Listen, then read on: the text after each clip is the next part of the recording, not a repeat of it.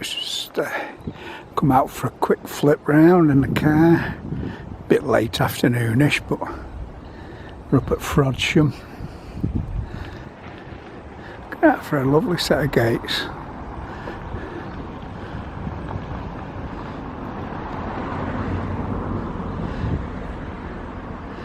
They'd fit nicely, wouldn't they, on Verdin Park?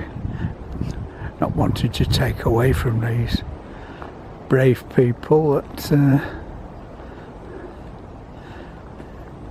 this is the entrance to the War Memorial and what have you.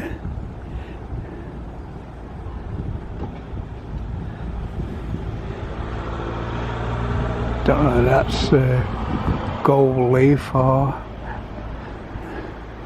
just paint. Nice job anyway. Second World War and the First World War. Belgium. Another futile loss of life.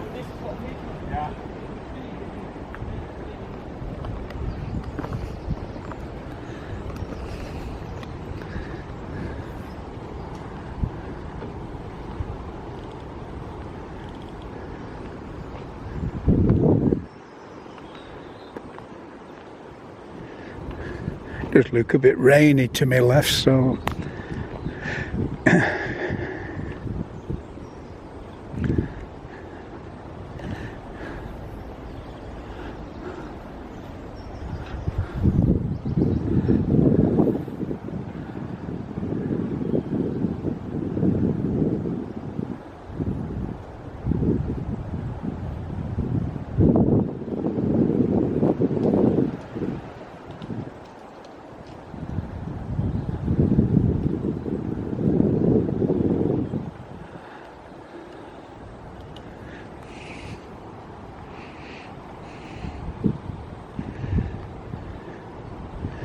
given by people, a bit like ICI land, but that's been poached and poached and poached until it's getting smaller and smaller. A little bit muddy here and there.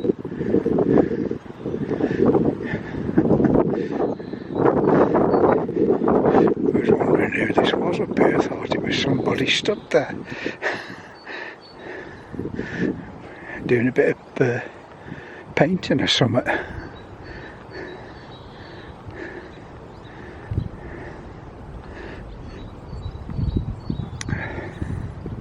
Lest we forget.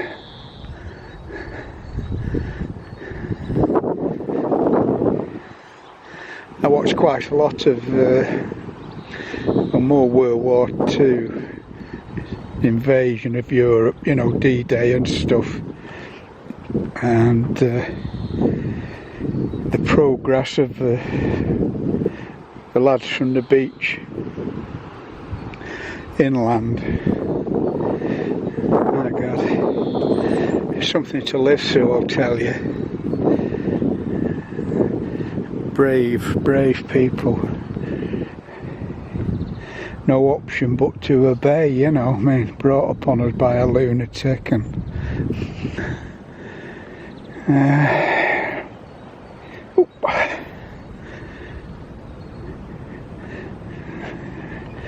it's had a poor French people and all. I mean, Belgium and Holland and all of them, you know, on the path to Germany, and they suffered, got bombed, you know, just because the enemy were there, really. I just started reading a book, just finished one about a chap who joined the army and did all his training, etc. But found it wasn't for him, you know, a bit boring, he found it. And he put him to join the RAF. His brother was already in, and so he changed from soldier into flying. Got past everything, you know, quite good at maths. His brother got killed, unfortunately. Charles, as I remember. This chap's name's David. As they were in those days, they were upper class.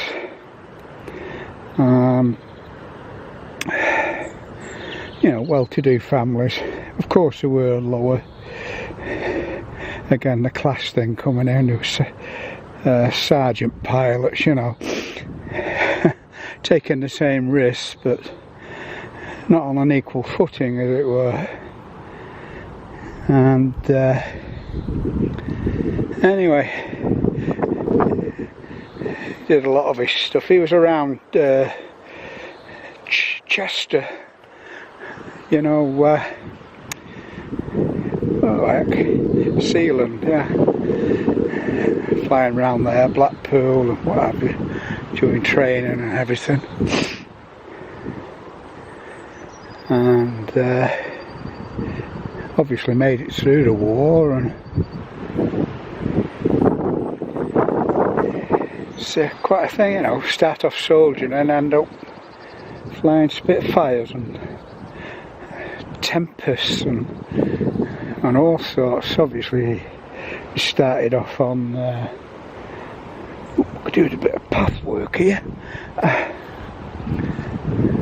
Tiger Moth, I think, was the first one. They worked their way up on different aircraft, and you ended up doing a lot of reconnaissance photograph work, unarmed flying, you know, as low level. He got the DFC for one of his sorties, and you know, they were desperate for this info, and I think one plane got shot down and while trying to do it. Anyway, he managed to get it, come back with damage, flak damage and what have you. Yeah, very interesting story. Anyway, back to the other one. This one is about Guernsey and the occupation there. So it's only just really started it, but already it makes reference to a town in Germany that was very friendly to some of the people from Guernsey that were shipped out into Germany. And it's lasted for years, you know, mutual respect and what have you. So not all the people were bad, all the Germans. It's a lot that were, of course. Looks like we're going to have some work going on. Must be in need of a bit. It is quite open to the weather here, but looks like some of these stones round the base little bit windy, but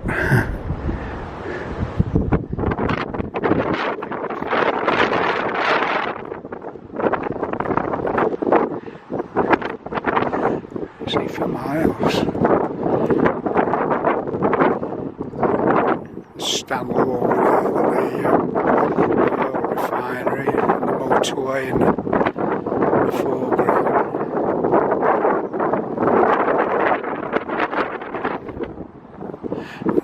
Just there, it's where before that wet bit there, there's a model flying club there. I guess that's the one. I was a member for a while. It's a little bit far to come.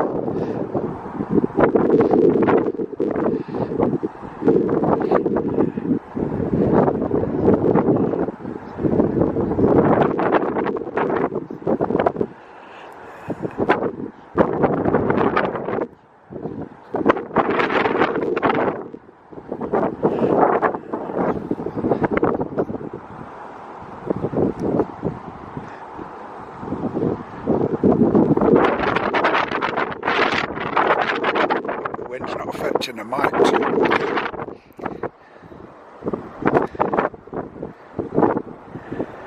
Shotton over there, you see the bridge of Shotton. There's the Runcorn Bridge, you see the archway there. Amazing how far you can see. Some days you can even see the sun, you know.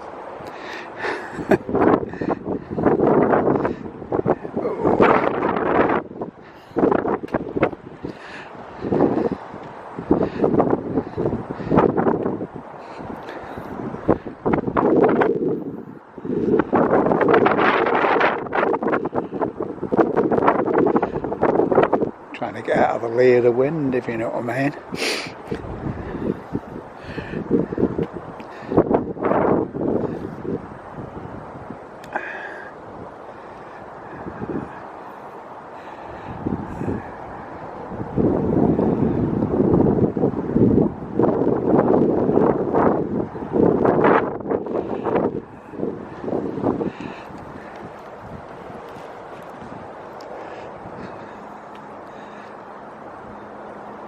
It's a little bit better there. So yeah, I'm looking forward to getting into this beach a little bit. Apparently the Germans are a bit of a bugger on the island, you know. A bit like the bridge at Davenham here, quite a few people have scraped their name in.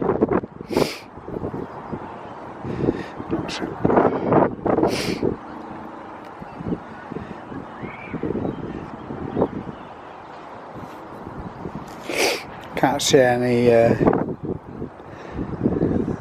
dates.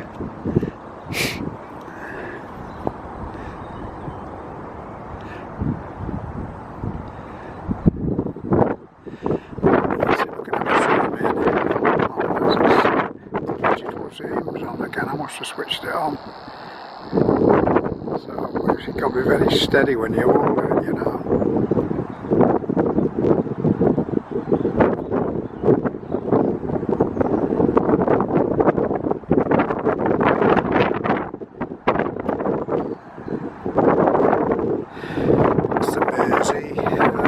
The Weaver runs obviously down into there, and then off into the estuary.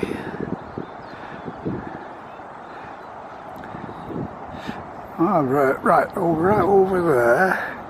We can get a steady zoom. I can see it there. Can you see that's Liverpool Cathedral? The big building there stuck up. And beyond that, America, Canada. If you get a chance, come up. Quite nice after the fetch a few sandwiches and a flask.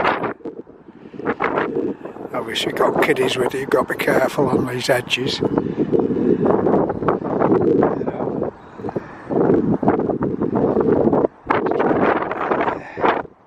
Oh, see there. I'll try and see it. I think that's the viaduct that just down from, I think, I'm not sure. See, we did have some problems with that if it is the one. I'll have to check when I get home. And then away in the distance, you see all up into, can't quite see, probably winter releases all the way, you know.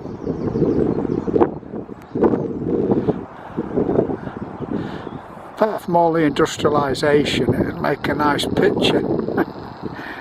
If you can set your mind, you know,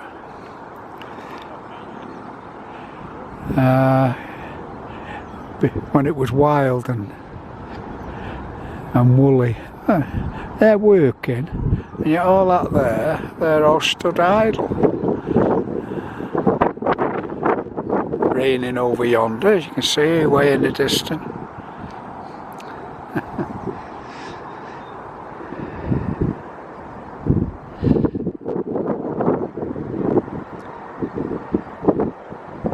Yeah, I was reading a vlog about, I was on the canals really, and going on about the corona. There's a guy from Hong Kong, lives in Hong Kong now, he'd been back to the UK, and he was saying, he said it's like watching deja vu with all the panic buying, and he said, but worry not, he said, before long it'll,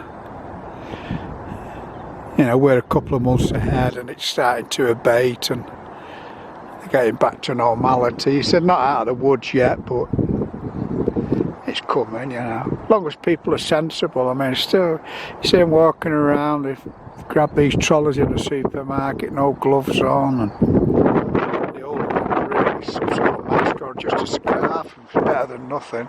You can't get any masks.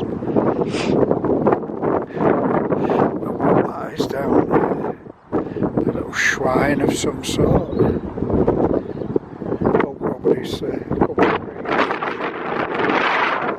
Right, you're probably getting wind now, so I'm going to shut the camera off and walk back. Sort of get a bit of fresh air before the possible enforced isolation we may suffer, I don't know. I may go on my bike, I don't really see anybody. Mind the country, I'm not going to communicate over it. But we'll see.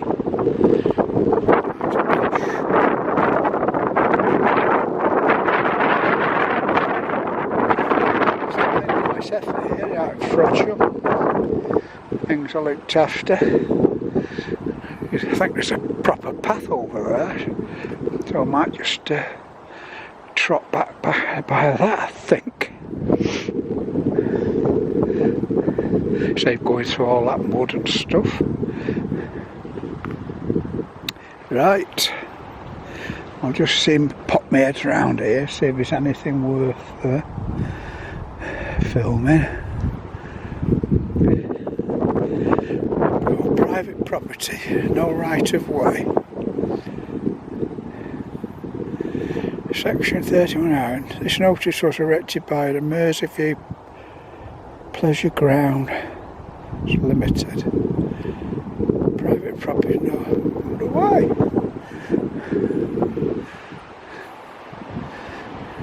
Don't know where it goes. Looks like we're going to have to stick to the mud, folks. A bit of it's my ball.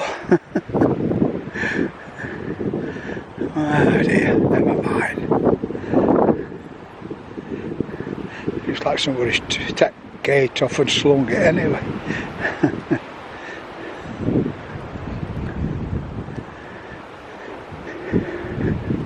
I was hoping there might have been a flower or two I could have filmed, but just these the Douglas firs, I think.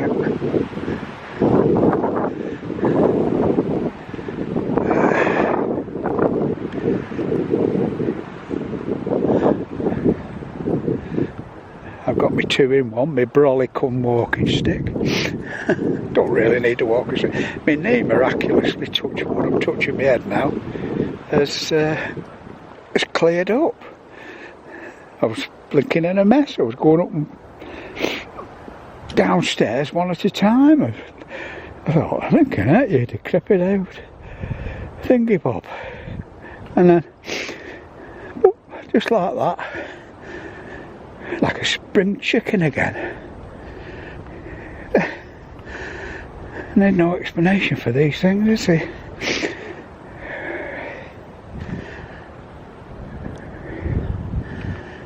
Boom. All the buds are budding. Which way? That way, I think. I think that's the way we came. Getting a bit of a runny nose now because I'm exercising. Had a nice ride this morning. Rudheath, Brunk Cross. Excuse me, Penny's Lane, is it? Booth Lane, something like that. Penny's Lane, forget where it turns into. To Lostet Green, over to Duke of Portland's as was. Across the crossroady, Staggerdy Crossroads, over to King Street across there. Billinge, and then back in by Ruddy. Very nice.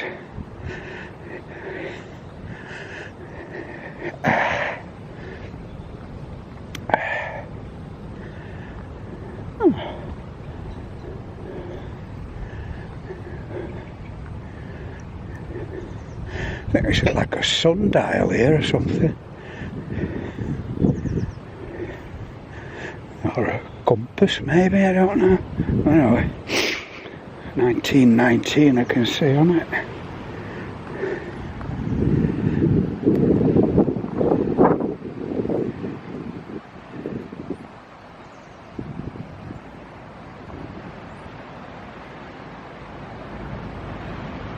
Whether you can see that or not, it's not very clear.